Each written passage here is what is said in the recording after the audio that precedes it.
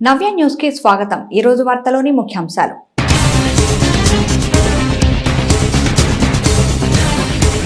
అల్పపీడన ద్రోణి ఎఫెక్ట్ చీరాల పరిసర ప్రాంతాల్లో తెల్లవారుజాము నుంచి ఎడతెరిపి లేకుండా వర్షాలకు తోడుగా చలిగాలులు తోడుకోవడంతో ఇబ్బంది పడుతున్న ప్రజలు।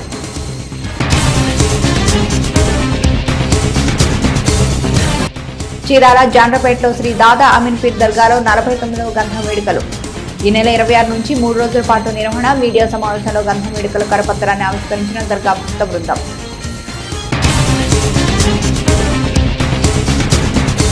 ముగిసిన లేక్ రోజ్ రాష్ట్ర స్థాయి పోటీలు ఓవరాల్ ఛాంపియన్ గా బాపట్ల జిల్లా ముగింపు కార్యక్రమానికి ముఖ్య అతిథిగా హాజరైన సినీ ఫైట్ మాస్టర్ కింగ్ సల్మాన్। అల్పపీడన ద్రోణి ప్రభావంతో చీరాల పరిసర ప్రాంతాల్లో ఉదయం నుంచి ఎడతెరిపి లేకుండా వర్షాలు కురుస్తున్నాయి। దీనికి తోడుగా చలిగాలులు తోడుకోవడంతో ప్రజలు ఇబ్బందులు పడుతున్నారు। చలిగాలుల వర్షానికి ప్రజలు బయటకు రాలేని పరిస్థితి ఏర్పడింది।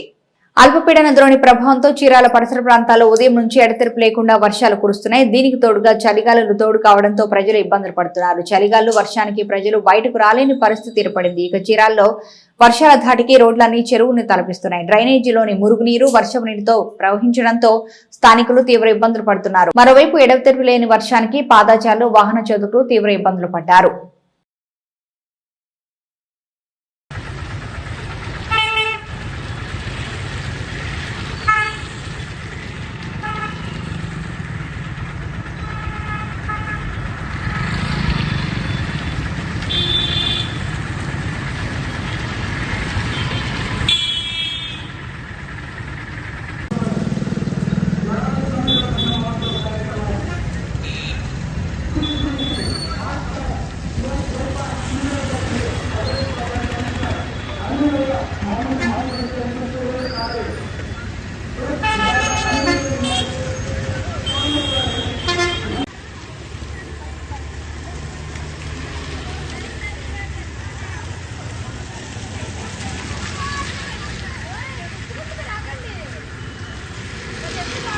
చీరాల మండలం జాండ్రపేటలోని శ్రీ దాదా అమీన్ పీర్ దర్గా 49వ గ్రంథ మహోత్సవ వేడుకలు ఈ నెల 26వ తేదీ నుంచి 3 రోజుల పాటు నిర్వహించనున్నట్లు నిర్వాహకులు తెలియజేశారు।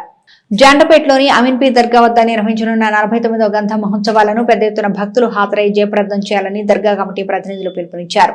ఈ సందర్భంగా స్థానికంగా దర్గా వద్ద ఏర్పాటు చేసిన విలేకరుల సమావేశంలో 49వ గ్రంథ మహోత్సవానికి సంబంధించిన కరపత్రాలను ఆవిష్కరించారు। ఈ వేడుకలకు కడప పెద్ద దర్గా పీఠాధిపతి హజరత్ ఖ్వాజా సయ్యద్ పాషా అరిపుల్లా మహమ్మద్ హుసేని చిష్టి ఉల్ ఖదరి సజ్జాద్ నషీన్ హాజరు కానున్నట్లు తెలియజేశారు।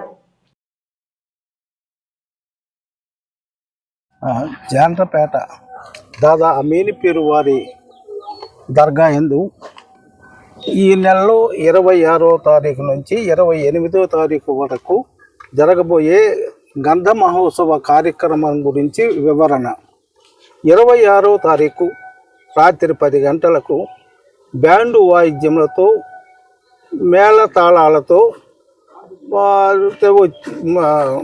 గంధము బయలుదేరి గ్రామము ప్రదక్షిణ చేసి 27 ఉదయం 7 గంటలకు దర్గాకు వస్తుంది।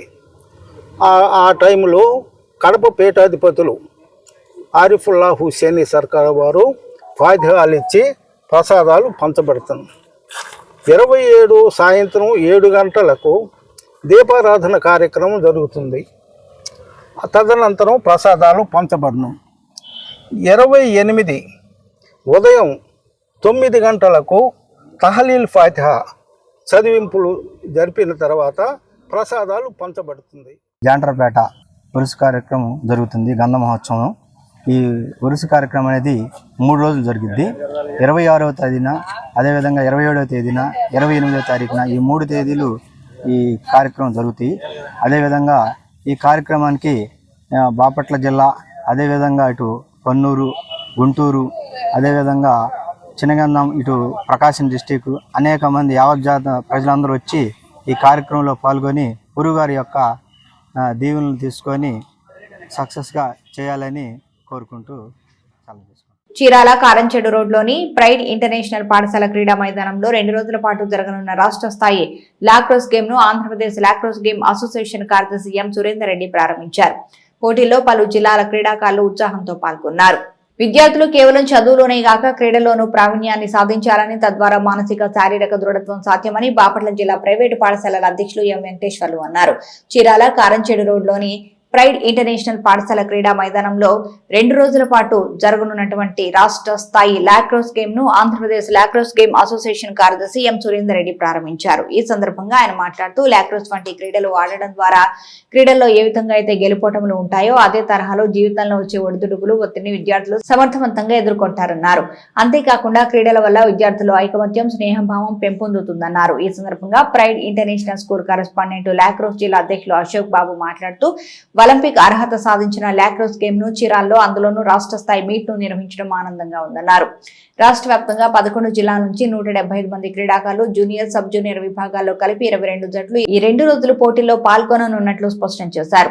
పోటీల్లో విశేష ప్రతిభ కనబర్చిన క్రీడాకారులను జాతీయ స్థాయి జట్టుకు ఎంపిక చేయనున్నట్లు తెలియజేశారు. పోటీలను lacrosse game AP Kreeda Bharati vice president T Joshna తదితరులు పర్యవేక్షించారు. నమస్తే, thank you for Fried school and Fried international school Ashok Babu గారికి చాలా ధన్యవాదాలు. స్కూల్ నడిపేదే కాకుండా చుట్టుపక్కల ఉన్నటువంటి పిల్లల్ని ఎంకరేజ్ చేసి అంత స్పోర్ట్స్, హెల్త్, ఎవ్రీథింగ్ ఆయన చేసే ఆ కృషిని బట్టి నిజంగా చూసినప్పుడు చాలా షాక్ అయ్యాం. ఇలాంటి స్కూల్ అనేకమైన చుట్టుపక్కల పెట్టి భవిష్యత్తులో మన భారతదేశానికి మంచి సేవ చేస్తారని మనస్ఫూర్తిగా కోరుకుంటున్నాను.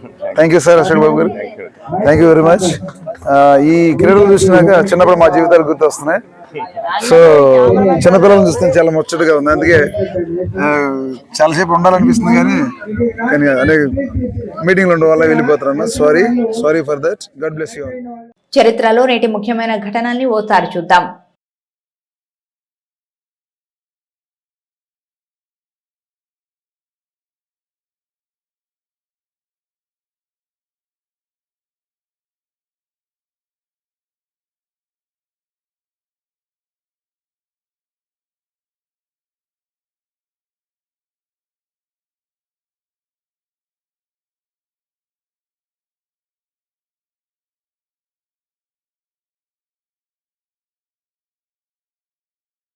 Vetapalem Saint John's college of engineering and technology కళాశాలలో మెకానికల్ ఇంజనీరింగ్ విద్యార్థులకు modelling of mechanical circulator support systems for the human బాడీపై గెస్ట్ లెక్చర్ నిర్వహించినట్లు కళాశాల సెక్రటరీ వర్మ రామకృష్ణారావు, కరెస్పాండెంట్ శ్రీమంతుల లక్ష్మణరావు ఓ ప్రకటన ద్వారా తెలిపారు.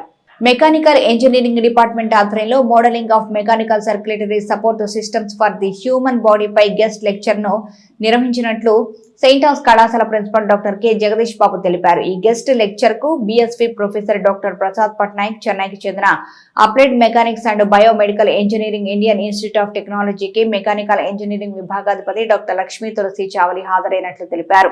ఈ సందర్భంగా డాక్టర్ ప్రసాద్ పట్నాయక్ మాట్లాడుతూ హృదయం ఒక డబుల్ పంప్ అని, దానిలో ఉండే డిజైన్ అంతా మెకానికల్ ఇంజనీరింగ్ ప్రతిభా పాఠవాలకు సంబంధించిన అంశమని స్పష్టం చేశారు.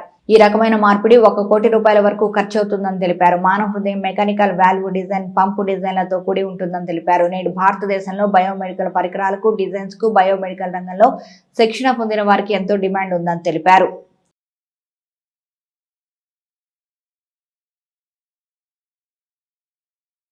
బాపట్ల జిల్లా కలెక్టరేట్లోని సమావేశ హాల్లో జాతీయ వినియోగదారుల దినోత్సవాన్ని నిర్వహించారు. ఈ సందర్భంగా జాయింట్ కలెక్టర్ మాట్లాడుతూ జిల్లాలో వినియోగదారులు తమ హక్కుల గురించి ప్రతి ఒక్కరూ తెలుసుకోవాలన్నారు. జిల్లాలో వినియోగదారుల హక్కులపై ప్రజల అవగాహన కలిగి ఉండాలని బాపట్ల జిల్లా జాయింట్ కలెక్టర్ ప్రఖర్ జైన్ అన్నారు. బాపట్ల జిల్లా కలెక్టరేట్లోని సమావేశ హాల్లో జాతీయ వినియోగదారుల దినోత్సవాన్ని నిర్వహించారు. ఈ సందర్భంగా జాయింట్ కలెక్టర్ మాట్లాడుతూ జిల్లాలో వినియోగదారులు తమ హక్కుల గురించి ప్రతి ఒక్కరూ తెలుసుకోవాలన్నారు. వినియోగదారులు అమ్మకాలు, కొనుగోలులో ఇబ్బందులు తలెత్తినట్లయితే వినియోగదారుల ఫోరం ద్వారా పరిష్కరించుకోవచ్చన్నారు. ప్రభుత్వం వినియోగదారుల శ్రేయస్సు కోసం న్యాయస్థానంలో వర్చువల్ విచారణ, డిజిటల్ సౌలభ్యం ఏర్పాటు చేయడం జరిగిందన్నారు. దీనివల్ల వినియోగదారులకు వ్యయ ప్రయాసాలకు గురి కాకుండా సులభతరంగా ప్రయోజనాలను పొందవచ్చని ఆయన తెలియజేశారు. జాతీయ వినియోగదారుల దినోత్సవం సందర్భంగా కాలేజీ, స్కూల్ స్థాయిలో విద్యార్థులకు వ్యాస రచన పోటీలు నిర్వహించారు. పోటీల్లో గెలుపొందిన విజేతలకు ప్రశంసా పత్రాలు, మెమోంటోలు, క్యాష్ ప్రైజ్లను జాయింట్ కలెక్టర్ అందజేశారు. ఈ కార్యక్రమంలో జిల్లా పౌర సరఫరాల శాఖ అధికారి విలియమ్స్, జిల్లా విద్యాశాఖ అధికారి పురుషోత్తం, బాపట్ల వినియోగదారుల సంఘం కార్యదర్శి పిసి సాయిబాబా, వినియోగదారుల సంఘాల ప్రతినిధులు, పాఠశాల విద్యార్థులు తదితరులు పాల్గొన్నారు.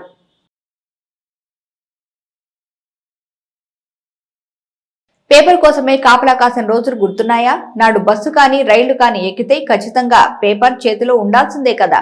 మరి ఆ రోజుల నుంచి నేడు బస్టాండ్లలోని షాపులకు తోరణంలా వేలాడుతున్న పేపర్ల వరకు అన్ని మారాయి. కానీ ఒకటి మాత్రం మారలేదు. అదేంటో తెలుసా? Boy, paper boy. గుర్తింపు లేని కానరాని పేపర్ బాయ్స్ పై నవ్య ప్రత్యేక కథనం.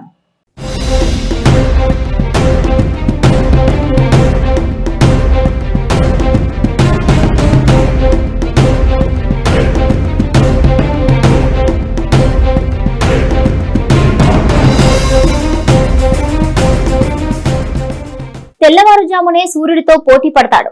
ఎందుకంటే అతని కంటే ముందే తన జాబ్ రోల్ కి వచ్చేస్తాడు. సూర్యుడు ఉదయించే సమయానికి తన జాబ్ రోల్ పూర్తి చేసి ఇంటికి చేరిపోతాడు కూడా.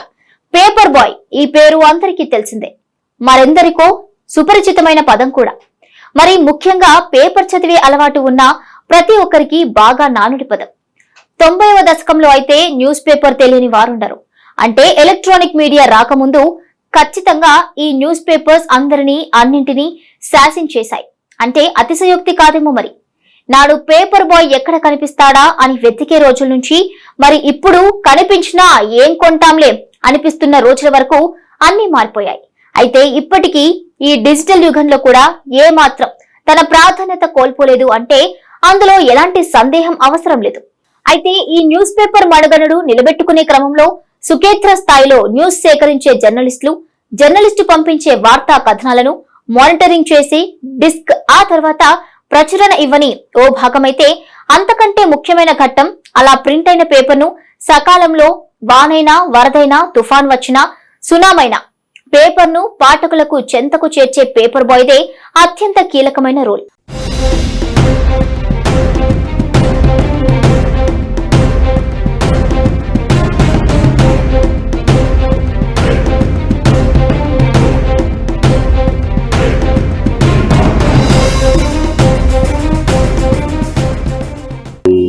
చీరాల. నా పేరు శ్రీమన్నారాయణమూర్తి. నేను పేపర్ ఏజెన్సీ తీసుకొని 18 సంవత్సరాలు అయింది. 3 లేచి వస్తాము. మాకు బళ్ళు కూడా 3-3:30 కల్లా వస్తాయి. ఆ అలవాటు ప్రకారం తెల్లవారుజామున 3:30 లేవటం అలవాటు అయిపోయింది. ఇక్కడ పిల్లలు తెల్లవారుజామున వచ్చి ఈ పేపర్స్ అన్ని సర్దుకొని రూట్కి బయలుదేరుతారు. 6 ముగిస్తారు. చదువుకునే పిల్లలకి చాలా ఉపాధిగా కలిగిస్తూ చేసుకునే వాళ్ళకి ఉపాధిగా చేస్తున్నాము. దీనివలన వర్షం వచ్చినా, వంగి వచ్చినా, ఏదొచ్చినా కానీ మాకు తప్పదు. పిల్లలు కూడా అట్లాగే రిస్క్ తీసుకొని చేస్తారు. కొంతమంది కస్టమర్లు ఉన్నారు కానీ తలుపులు లేరు, తీపోయిన వర్షంలో పడేసేవి. అది వాళ్ళు ఆలోచించుకోరు.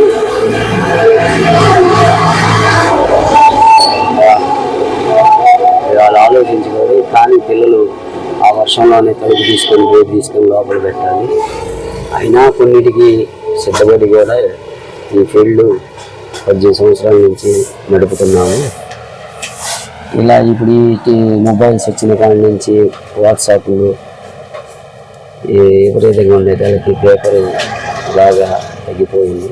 అసలు ఈ పేపర్ బాయ్ లేకుంటే ఎంత ప్రాచుర్యం పొందిన పేపర్ ఏదైనా సరే పాఠకుల చెంతకు చేరదు అనేది వాస్తవం. ఒప్పుకోక తప్పదు కూడా.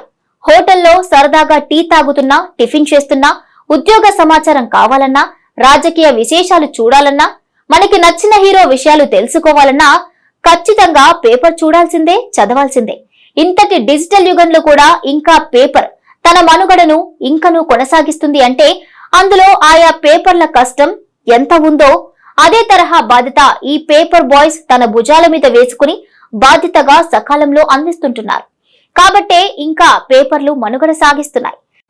చాలని జీతాలు, ఉదయం 4 గంటలకే నిద్రలేవడం, పేపర్ రావడం, ఆయా పేపర్లను సర్దుకోవటం, ఆ పేపర్ను పాఠకులకు చేర్చడం, ఇదంతా గడియారంలో ముళ్ళు మాదిరిగా తెల్లారేసరికి పూర్తి చేసేసి ఎవరికీ కానరాని, గుర్తింపు రాని కర్తవ్యాన్ని పూర్తి చేసేస్తారు ఈ పేపర్ బాయ్స్. గడిచిన 25 ఏళ్లుగా ఈ వృత్తిలో కొనసాగుతున్నా సరే వీళ్లకు ప్రత్యేకంగా డిమాండ్ ఏమీ లేవు. డీసెంట్ గా పనిచేయడం తప్ప మనం గుర్తించినా గుర్తించకపోయినా సరే పేపర్ బాయ్స్ కదా, అంతే.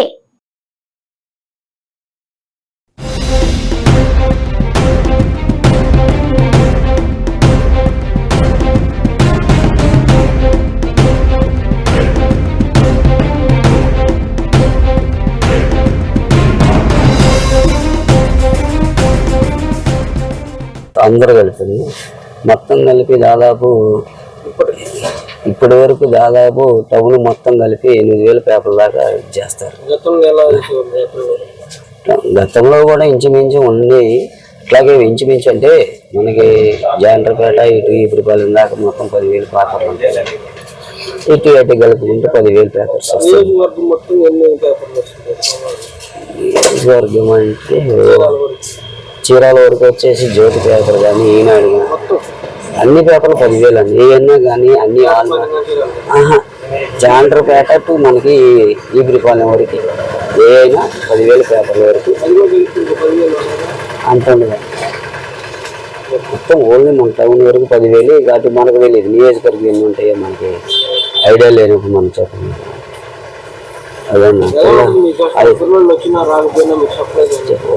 వచ్చినా రాకపోయినా అంటే ఇక మాకు తప్పదు. పిల్లలకి ఒక్కోసారి ప్రాబ్లమ్స్ అంటే వస్తుంటాయి. వాళ్ళని కూడా మనం ఇది చేసుకోవాలి కదా. వాళ్ళని బట్టి కూడా మనం నడవాలి. వాళ్ళు ఉంటేనే ఈరోజు ఈ ఫీల్డ్ చేయగలుగుతున్నాం. లేదంటే అసలుకి ఈ ఫీల్డ్ కొన్నాళ్ళకి ఉంటుందో కూడా తెలియదు. అట్లా ఉంది పరిస్థితి. ఎందుకంటే ఇప్పుడు చదువుకునే పిల్లలు అనేది అంతా ర్యాంకుల కోసం చూసుకుంటున్నారు. వాళ్ళు ఏ పిల్లలు ఇంతకుముందు హాస్టల్స్ ఉన్నాయి. హాస్టల్ పిల్లలు కూడా ఎవరు రావట్లేదు. ఈరోజు ఎవరినైనా సరే బతుకులాడుకుని పిల్లలు తెచ్చుకోవాల్సిన పరిస్థితి వచ్చింది. ఒకప్పుడు ఏంటంటే మేము వస్తామని వచ్చేవాళ్ళు. ఆ రోజుల్లో ఏంటంటే ఏదో చాలా ఖర్చులు వచ్చాయని అనుకునేవాళ్ళు. ఈరోజు ఏంటంటే బయట పనులకు అలవాటు పడిపోయి ఈ పనులకు రావాలంటే చాలా ఇబ్బందికరంగా ఉంటుంది. ఏదైనా కానీ మేము పిల్లల్ని పెట్టుకుని అట్ట కూడా నడుపుకుంటున్నాం. ఇప్పుడు పరిస్థితి అయితే అది. ఇంకా ముందు ఫ్యూచర్ ఎట్లా ఉంటుందో అది తెలియదు.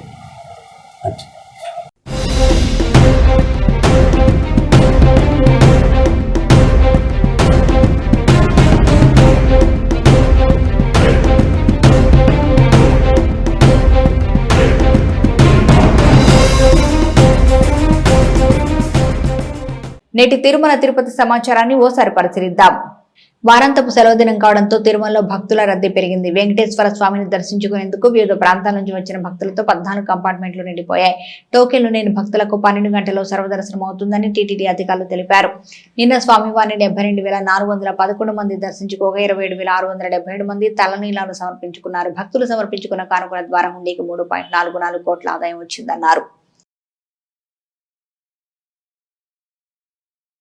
నేటి వాతావరణ సమాచారాన్ని ఓసారి పరిశీలిద్దాం. బంగాళాఖాతంలో ఏర్పడిన అల్పపీడనం అలజడి రేపుతోంది. ఈ క్రమంలో వాతావరణ శాఖ అలర్ట్ జారీ చేసింది. దీని ప్రభావంతో భారీ నుంచి అతి భారీ వర్షాలు కురుస్తాయని వాతావరణ శాఖ తెలిపింది.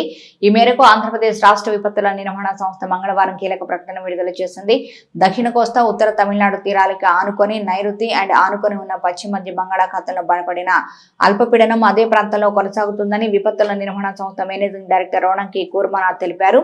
ఇది పశ్చిమ నైరుతి దిశగా కదులుతూ వచ్చే 24 గంటల్లో క్రమంగా బలహీనపడే అవకాశం ఉంది. దీని ప్రభావంతో రాగల 2 రోజులు తేలికపాటి నుంచి మోస్తారు భారీ వర్షాలు కురిసే అవకాశం ఉందని తెలిపారు. వార్తలోని నేటి అంతర్జాతీయ జాతీయ రాష్ట్ర ముఖ్యమైన అంశాలను ఓసారి పరిశీలిద్దాం. చైనా స్టీల్ యుద్ధ విమానాలను పాకిస్తాన్ కొనుగోలు చేసే అవకాశాలున్నాయి. చైనాకు చెందిన J-35 అడ్వాన్స్డ్ మిలిటరీ విమానాలను కొనుగోలు చేయాలని పాకిస్తాన్ భావిస్తుంది. సుమారు 40 విమానాలను ఆ దేశం ఖరీదు చేసే అవకాశాలున్నాయి. ఒకవేళ డీల్ కుదిరితే J-35 స్టీల్త్ ఫైటర్ విమానాలు తొలిసారి చైనా దాటి బయట ప్రపంచంలో కనబడనున్నాయి. డ్రాగన్ దేశం కూడా తొలిసారి అత్యాధునిక మిలిటరీ విమానాలను మరో దేశానికి అమ్మేందుకు ఆసక్తి కనబరుస్తుంది. J-35 రెండో 5th జనరేషన్ స్టీల్త్ ఫైటర్ విమానం. అమెరికా తర్వాత ప్రపంచంలో రెండో 5th జనరేషన్ స్టీల్త్ విమానం ఉన్న మరో దేశంగా చైనా ఉంది. అమెరికాకు చెందిన F-16 ఫ్రాన్స్ మిరాజ్ యుద్ధ విమానాలు ప్రస్తుతం పాకిస్తాన్ వద్ద ఉన్నాయి. అయితే కాలం చెల్లిన ఆ విమానాల స్థానంలో చైనా స్టీల్త్ విమానాలను తీసుకోవాలని పాకిస్తాన్ భావిస్తోంది. ప్రధానమంత్రి నరేంద్ర మోదీ ఆంధ్రప్రదేశ్ పర్యటన దాదాపు ఖరారైంది. జనవరి 8న ప్రధాని మోదీ అనకాపల్లి వస్తారని పార్లమెంటు సభ్యులు సీఎం రమేష్ ప్రకటించారు. Green hydrogen hub, Arcelor steel plant తో సహా మరికొన్ని అభివృద్ధి పనులకు ముఖ్యమంత్రి చంద్రబాబు నాయుడుతో కలిసి ప్రధాని మోదీ శ్రీకారం చుట్టనున్నారు. హెలో ఆంధ్ర అనకాపల్లిలో మరోసారి ప్రధాని ఆవాజ్ వినిపించనుంది. ఎన్నికల ప్రచారంలో భాగంగా మార్చి 8న అనకాపల్లిలో పర్యటించారు ప్రధాని మోదీ.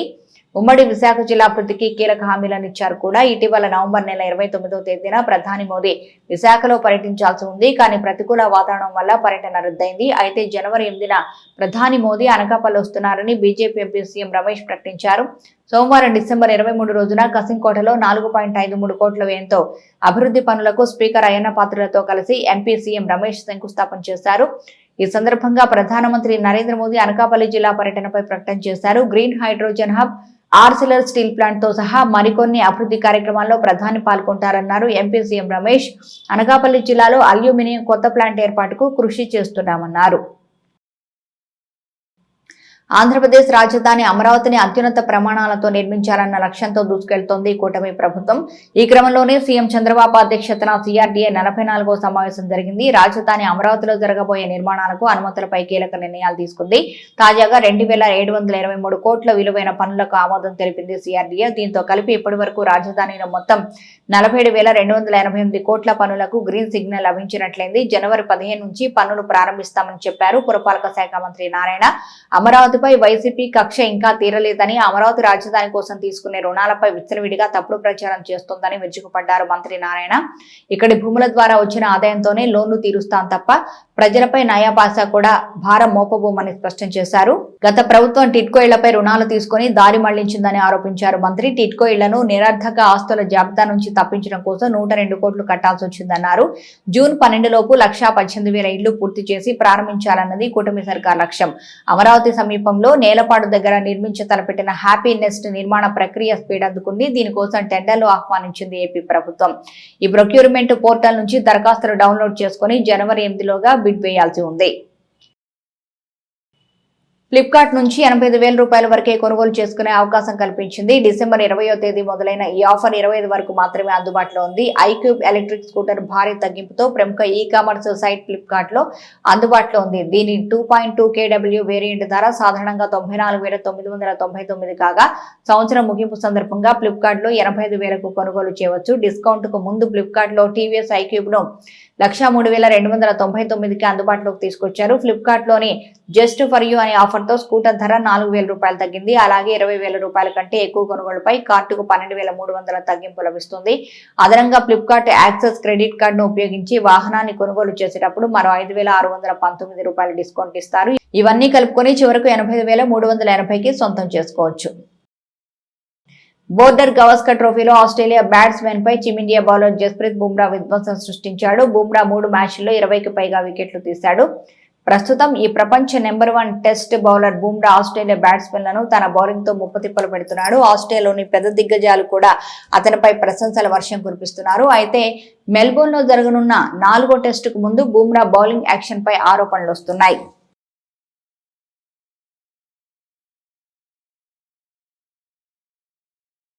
నవ్య న్యూస్ ముగించే ముందు ముఖ్యాంశాలు మరోసారి.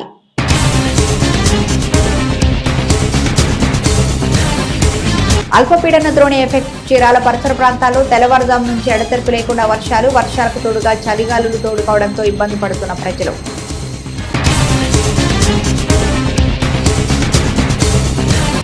చీరాల జాండ్రపేటలో శ్రీ దాదా అమీన్పీర్ దర్గాలో 49వ గంధం వేడుకలు. ఈ నెల 26 నుంచి 3 రోజుల పాటు నిర్వహణ. మీడియా సమావేశంలో గంధం వేడుకల కరపత్రాన్ని ఆవిష్కరించిన దర్గా భక్త బృందం.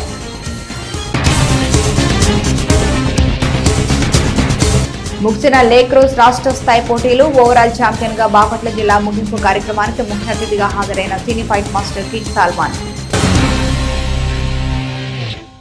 నవ్య న్యూస్ ఇంతటితో సమాప్తం. నమస్కారం.